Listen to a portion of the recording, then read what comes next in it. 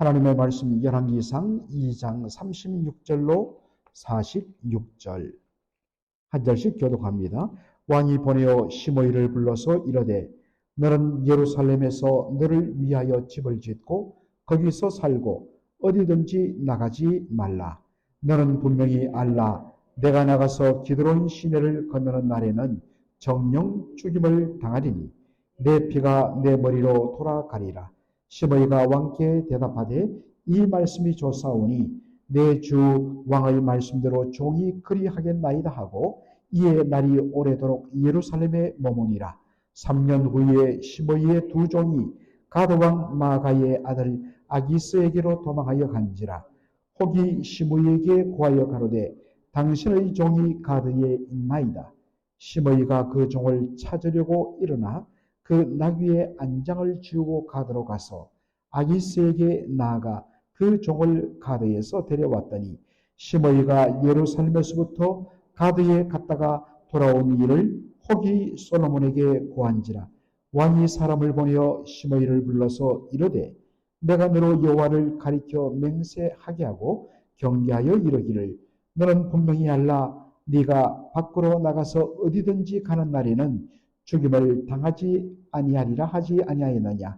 너도 내게 말하기를 내가 들은 말씀이 좋으니이다 하였거늘 네가 어찌하여 여호와를 가리켜 한 맹세와 내가 내게 이런 명령을 지키지 아니하였느냐. 왕이 또 시므이에게 이르되 내가 무릇 내 마음에 아는 모든 악 곧 내 부친에게 행한 바를 네가 스스로 아나니 여호와께서 내 악을 내 머리로 돌려보내시리라. 그러나 솔로몬 왕은 복을 받고 다윗의 위는 영원히 여호와 앞에서 견고히 서리라 하고 다같이요 여호야다의 아들 버나냐에게 명하이매 저가 나가서 시므이를 쳐서 죽게 한지라. 이에 나라가 솔로몬의 손에 견고하여 지니라. 아멘.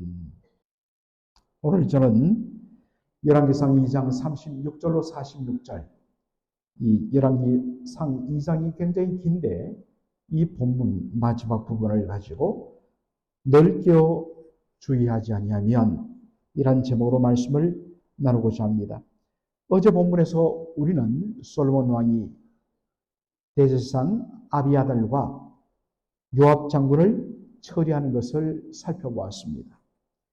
아비아달은 죽어마땅하지만 자기 아버지 다윗과 동고동락을 한 그러한 것을 정상 참작하여서 죽음의 심판을 유예해 줍니다. 내가 not now, 지금은 너를 죽이지 아니하리라. 영어 성경을 보면 그런 표현이 되어 있습니다. 잠시 심판을 유예한 것입니다. 그러므로 널 깨워서 더 이상 죄를 범하지 않도록 자신을 살피는 일, 그것은 아비아들의 몫입니다. 반면에 요압은 그대로 죽이라고 이야기합니다. 왜 그렇습니까? 요압이 까닭 없이 사람들을 죽였기 때문입니다. 이를 통하여서 솔로몬 왕은 아버지 다윗 왕의 유언을 실행합니다. 여러분, 다윗 왕이 죽기 전에 솔로몬에게 남긴 유언이 있는데 두 사람을 꼭 심판하라고 명한 한 사람은 요압입니다. 까닭 없이 피를 흘렸기 때문입니다. 또 한 사람은 누구입니까? 베냐민 지파의 시므이란 사람입니다. 시므이는 베냐민 지파 곧 사울 왕의 집안 사람입니다. 사울 왕이 전쟁에서 죽고 사울 왕가가 무너지고 대신에 다윗이 왕위에 오르자 마음속에 다윗에 대한 악감정이 있었습니다. 다윗이 사울을 무너뜨린 것이 아닙니다. 오히려 끝까지 사울 왕의 목숨을 보존해주고 그리고 사울 왕과 요나단이 죽었다는 소식을 듣고 정말 금식하며 두 사람의 죽음에 대하여 슬퍼하며 노래를 지어서 그 애가를 사람들에게 부르도록 합니다. 그리고 심지어는 요나단의 아들 머비보셋을 그 다리를 다쳐서 절뚝이는 장인이 된 머비보셋을 찾아내어서 왕의 식탁에서 먹는, 왕의 식탁에서 먹는다는 것은 왕자처럼 대하겠다는 것입니다. 그렇게 놀랍게 은혜를 베풀었는데 늘 사울 왕이 저 왕위를 빼앗겨버린 것 다윗 때문이다. 여러분, 사람이 한번 헷가닥하면요, 이게 극우든 극자든 정치적으로 말해도 마찬가지예요. 한 번 잘못된 시각에 사로잡히면 정상적으로 보지 못합니다. 그래서 다윗 왕, 내 원수다. 우리 집안의 원수다. 한 번 생각이 다 꽂히니까 거기서 벗어나지를 못했어요.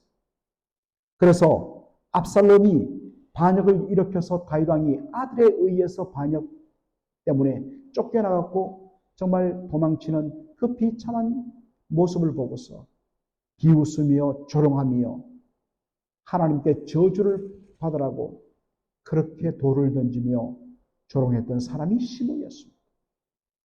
여호와 하나님의 기름 부음 받은 종을, 왕을 저주하는 것은 여호와 하나님을 저주하는 것입니다. 여러분, 이거 굉장히 여러분 기억해야 됩니다.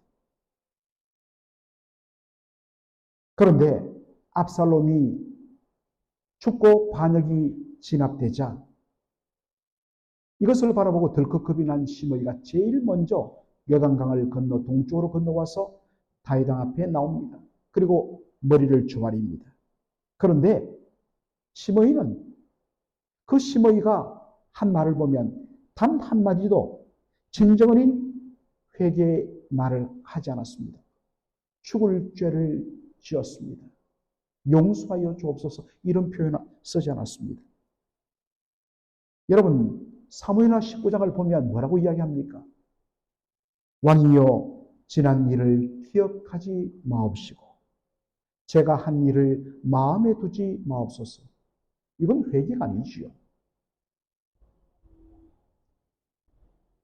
그런데 다윗 왕은 이제 막 진압이, 압살롬의 반역이 진압되고 이제 나라가 막 안정을 찾고 화합을 이루어야 할 시점에서 사람을 죽이면 어떻게 되겠습니까? 또다시 나라가 갈라지겠죠. 그래서 정치적인 의미에서 그를 죽이지 않고 받아줍니다. 그러나 죄 없다 하지는 않습니다. 여호와 하나님의 기름 부음 받은 왕을 저주한다는 것은 여호와를 저주하는 일입니다.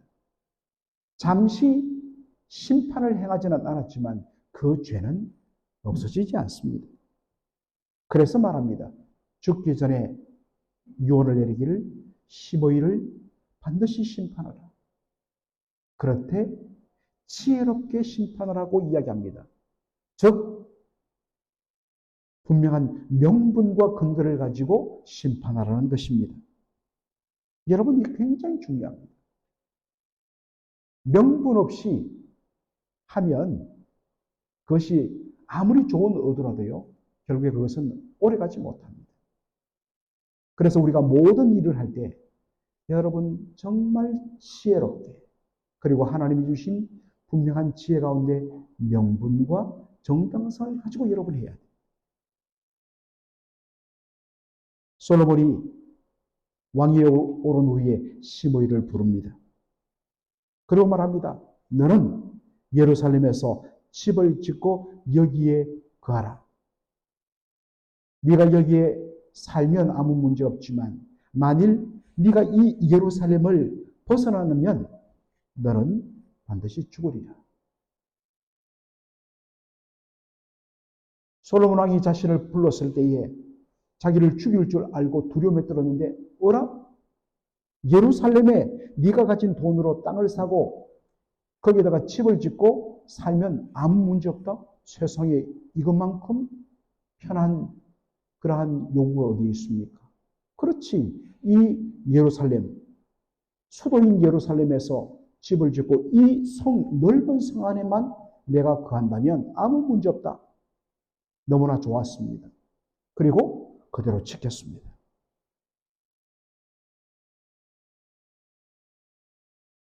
그런데 3년이 지난 뒤에 3년 동안 아무 문제 없이 잘 가다가 시어머니의 종 둘이 그만 도망치고 말았습니다. 당시 종은 주인의 소유물로 취급되었습니다. 두 사람이 도망갔으니 자신의 재산이 그만큼 없어진 것입니다. 너무나 속상해하던 차에 소식이 들리기를 이 두 놈이 도망쳐서 저 블레셋 왕, 가드 왕 아기스에게 있다라는 이야기를 듣습니다. 그렇다면 가서 찾아오면 되지 라는 생각이 들었습니다. 아무 생각 없이. 그래서 당장 나귀의 안장을 채우라 라고 해서 바로 기드론 시내를 건너갔다 했습니다. 여러분, 기드론 시내가 뭐냐? 예루살렘은 시온산 위에 세워진 도시입니다. 그 시온산 남쪽 아래쪽으로는 이른바 흰놈의 아들의 골짜기가 있습니다. 사람들이 예루살렘의 쓰레기를 가지고 와서 이 흰놈의 아들의 골짜기에서 늘 태웁니다. 그리고 시온산 바로 동쪽 시온산과 건너편에는 감람산, 예수님이 기도하셨던 감람산, 바로 올리브산이 있는데 그 사이에 산과 산 사이에 계곡이 흐르고 골짜기가 형성되고 골짜기로 시냇물이 흐릅니다. 이게 바로 기드론 골짜기 그리고 기드론 시내가입니다. 그러므로 기드론 시내를 바로 건너간다는 것은 예루살렘을 벗어난다는 말이죠. 그렇죠? 그래서 가드왕 아기스에 가서 그 두 종놈을 잡아갖고 데려옵니다. 너무나 자연스럽게 일이 해결된 것처럼 보입니다. 그런데 이 소식이 솔로몬 왕에게 전해지면서 솔로몬이 시므이를 적극적으로 호출합니다. 분명하게 내가 3년 전에 예루살렘을 벗어나면 너는 죽게 될 것이라고 이야기했고 너도 그것을 좋다고 분명히 이야기했다. 그런데 네가 명령을 무시하고 예루살렘을 어떤 이유에든지 벗어나면 안 되는데 벗어났으니 너는 이 일로 죽어 마땅하다. 그것은 하나의 빌미이고 그의 죄는 무엇입니까? 다윗 왕을 저주한 것입니다. 여호와께서 기름 부어 세우신 왕을 저주하는 일은 결코 용서받을 수 없는 일입니다. 여러분, 시므이의 죽음을 보면서 참 우리가 많은 교훈과 경계를 얻게 됩니다. 여러분, 그는 언제까지 늘 깨어서 근신하며 두렵고 떨림으로 살아가야 합니까? 자신이 죽을 때까지. 죽을 때까지 나 예루살렘 벗어나면 죽는다. 그것을 한시라도 잊어서는 안 되었습니다. 처음에는 솔로몬의 그러한 말을 들으면서 그래, 내가 조심해야지 늘 그렇게 자신을 살피며 살았을 것입니다. 3년 정도 지나니까 마음에 방심이 생겼습니다. 그러다가 그만 자기도 모르게 종을 찾으러 떠나면 안 되는 예루살렘을 무심코 벗어난 것입니다. 예수님께서 말씀하십니다. 늘 깨어 근신하라. 언제까지요? 주님이 오실 때까지입니다. 집주인이 종에게 집안을 맡기고 멀리 갔을 때에 종은 뭐 해야 됩니까? 주인이 언제 올지 모르기 때문에 늘 깨어 근신하며 집안을 살피는 것입니다. 여러분, 창세기 5장에 보면 에녹이 나옵니다. 에녹은 65세 때부터 300년간 여호와 하나님과 동행했다라고 되어 있습니다. 여러분, 왜 그가 65세 때부터 여호와 하나님과 300년간 동행했을까? 라는 질문을 해보죠. 그가 65세에 머두셀라를 낳습니다. 아들을 낳습니다. 그리고 아들의 이름을 머두셀라라고 이야기하죠. 여러분, 머두셀라는 바로 역사상 이 땅에서 가장 오래 산 인물, 거의 1000살에 가까운 969살인가요? 그렇게 살았던 인물입니다. 그런데 여러분, 에녹이 65세에 아들을 낳고 그 이름을 머두셀라라고 지었는데 머두셀라라는 이름이 뭐냐? 머두셀라는 어떤 분들은 이걸 번역하기를 이 아이가 죽으면 세상이 멸망하리라. 이렇게 이건 의역입니다. 머두셀라는 그런 뜻 아니에요. 근데 의미상으로는 통합니다. 나중에. 머두셀라는 바로 창을 던지는 자라는 뜻입니다. 여러분, 이 고대 근동 사회에서 창을 던지는 자, 창을 가진 자라는 것은 그 부족의 바로 리더, 추장을 가리킵니다. 부족장을 가리킵니다. 바로 이 창을 잡은 사람이 전쟁에서 죽으면 어떻게 됩니까? 그 전쟁은 진 것입니다. 그 부족은 멸망당하는 것이나 마찬가지입니다. 바로 그러한 뜻에서 창 던지는 자라는 이름을 가진 머두셀라가 죽으면 어떻게 됩니까? 세상이 멸망당하리라 라는 뜻입니다. 이 아이가 바로 죽는 그날이 세상이 멸망당하는 날이다. 여러분, 예전에 어린아이들 얼마나 많이 병으로 죽습니까? 저희 어머니만 하더라도 제가 들었는데 연속으로 병으로 갓난쟁이 셋을 연속으로 잃었다고.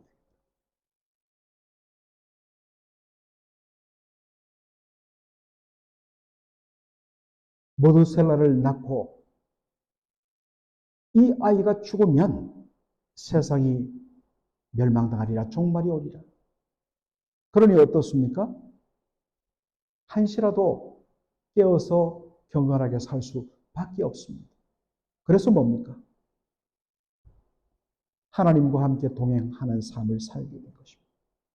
그 다음 날 눈을 뜨면 아이가 살아있네.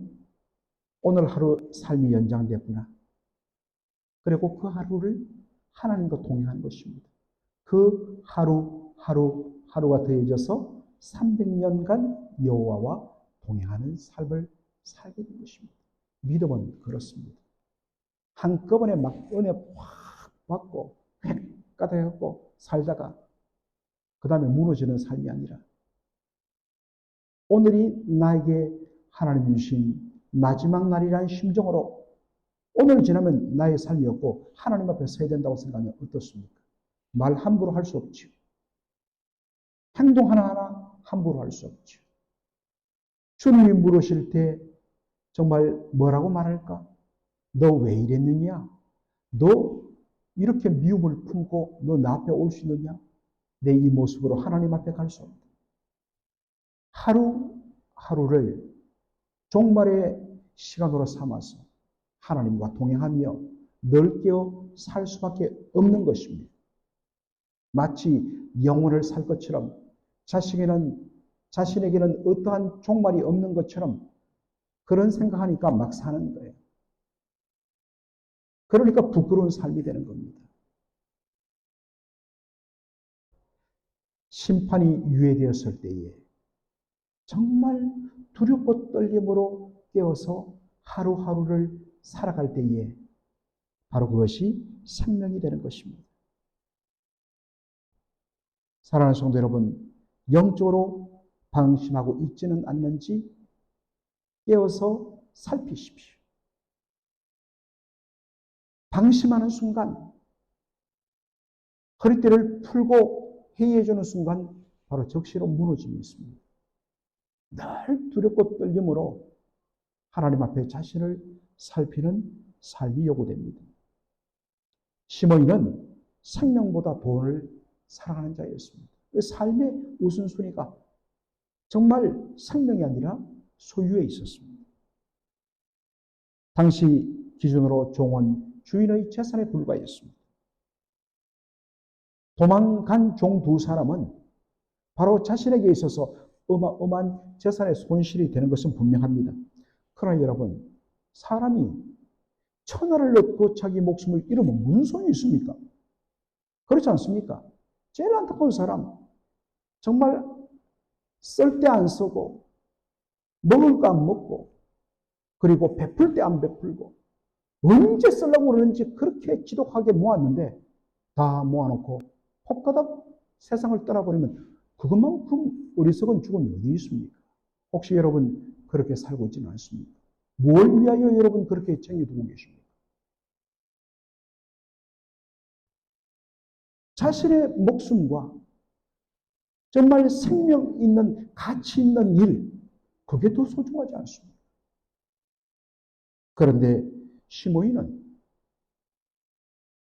예루살렘을 벗어나면 자기 목숨을 죽는 것도 모르고 눈앞에 보이는 이 두 종이 값어치가 얼마인데 여기에 생각이 꽂히자 예루살렘을 벗어나면 기도로인 시대를 건너가면 죽는다는 이 경고조차 잊어버리고 이거 찾기 위하여 나갔다가 죽고 말았습니다.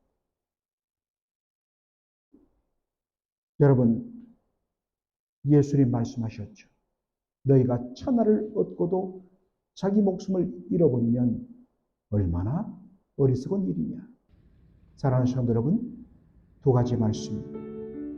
오늘이 하나님께서 나에게 하루도 연장시켜 주신 심판을 유예해 주신 마지막 날이라 생각합니다. 하나님 앞에 설 준비하며 두렵고 떨리는 마음으로 하나님과 동행하며 껴있다가 오늘 이렇게 새벽에 하나님이 생명을 하루 더 연장시켜 주시면 하나님 감사합니다. 오늘 이 하루 더 두렵고 떨림으로 주님과 동행하는 삶 살겠습니다. 그리고 물질보다도 생명이 그리고 생명의 가치가 있는 일에 여러분의 모든 마음을 쏟는 저와 여러분의 하루가 되기를 주의 이름으로 축원합니다. 아멘. 살아계신 우리 아버지 하나님, 오늘 열왕기상 2장의 마지막을 보면서 아버지 하나님 큰 은혜를 받게 하여 주시니 감사합니다. 우리가 시므이 같은 인생을 살고 있지는 않는지 아버지 하나님, 오늘 다시 한 번 더 이 말씀을 통하여 저희들의 영혼이 경종을 받게 하여 주시고 아버지 하나님, 정말 자신에게 심판이 유예된 이 사실 앞에 두렵고 떨림으로 깨어서 살아가며 우리의 삶의 무게중심과 가치를 소유와 물질이 아닌 생명과 하나님 나라에 두는 저희들의 삶이 되게 하여 주시옵소서. 예수님의 이름으로 기도하옵나이다. 아멘.